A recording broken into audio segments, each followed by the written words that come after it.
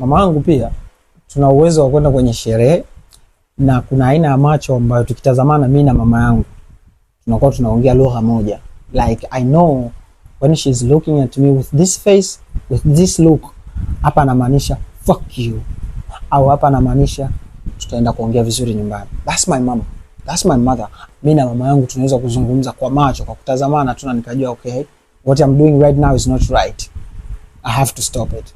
Kwa sababu tu ameniangalia, hajacheka, hajaongea, hajani point a finger, but the look of her.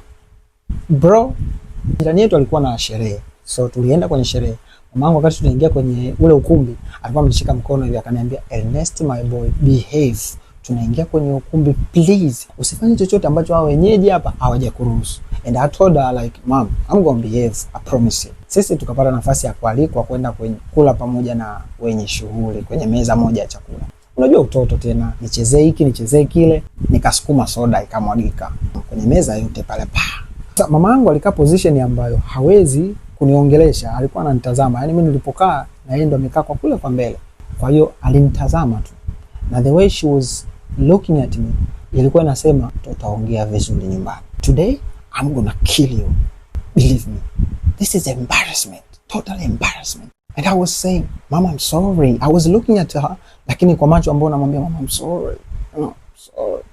But the way she was looking, she was like, "I don't care about your fucking sorry. I'm gonna get a shit out of you." Hakuweza kuvumilia pale kwenye sherehe.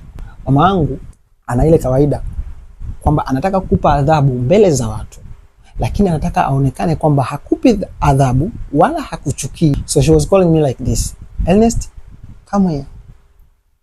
Come here. When my mom is doing this, come here. Come here. This face is not smile." I was wondering watu walikuwa pale walikuwa wananipiga hivi. "Hey, your mom is calling you." She's calling you. Unamwona mama yako anakuita. She's not smiling. That's not smiling. She's angry. Nataka kuniua pale. I don't go. And so we're like, "Hey, your mom is calling you. Such a lovely mama you had right there." And I was like, "Lovely mom? What the fuck you think you are?" I had to go. Akanishika sikio. Akaniambia na kufinya ile sikio mpaka nitakapotoshika, lakini you have to pretend kwamba haumii, sikuumizi. And you have to nod your head like uitikie like ninachokuambia kinakuingia akilini. Okay, okay.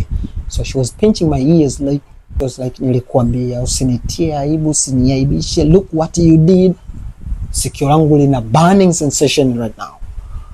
I couldn't even hold it anymore. And she was like, laugh, smile. And I was like, "Yeah, mom." Yeah. So people around there wanachokiona ni kwamba mama anaongea na mtoto in a very lovely and friendly speaking.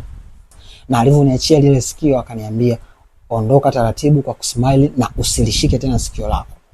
Na tutaongea vizuri nyumbani." She was not done with me. She was not done with me. And then nilivyoamka pale sasa unatembea unahisi kama hapa kuna moto unapitishwa kwenye sikio and you have to smile. Umeshaongea na mamako? I was like, "Yeah, nimeongea na mama. It's really nice. She was telling me some stuff."